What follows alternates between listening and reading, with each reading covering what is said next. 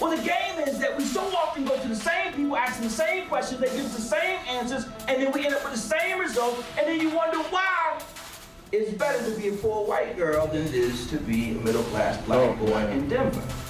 Sometimes we feel like we're isolated and everything just happens to us in our own community.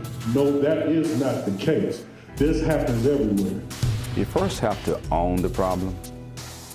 You have to really admit that there's something wrong. The time is now to admit something is wrong.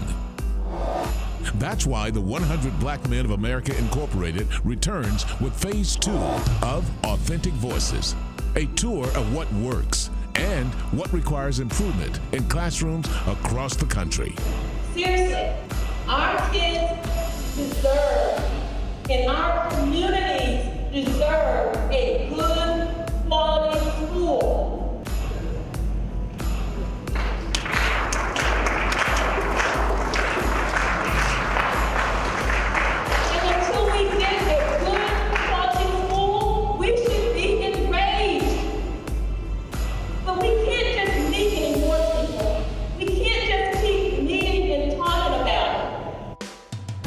Nationally, 100 Black Men members are doing something about it by first getting a story straight from the true subject matter experts.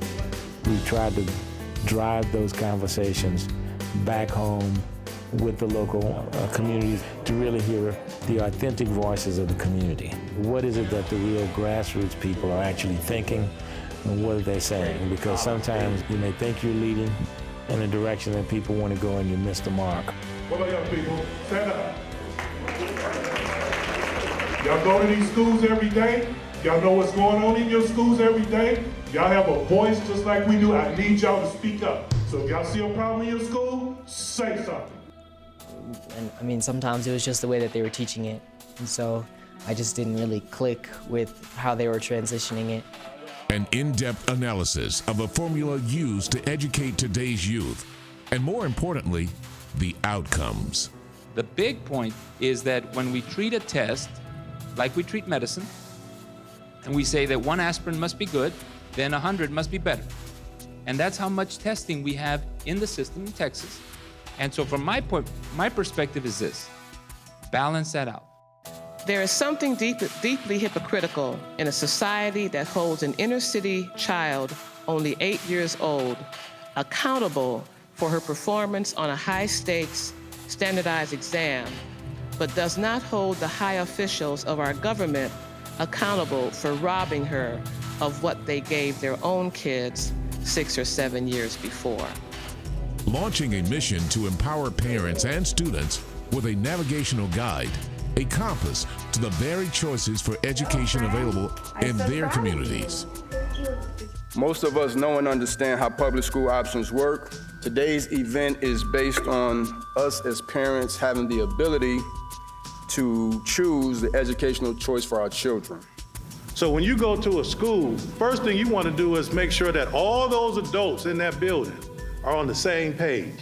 Unfortunately, we have sort of 2 categories of teachers. We have those who go in the classroom and follow the process, and then those who really go in and look and see what the students' needs are and create that environment so they can learn. We have seen where every child can learn.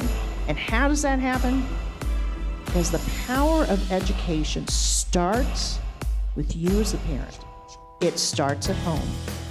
And everything that we can do to put the power of education into the hands of the parents at home with their children, that is the thing that's going to lead to real success. From assessing societal challenges, which extend into the classroom, to ensuring access to quality education is available in every classroom.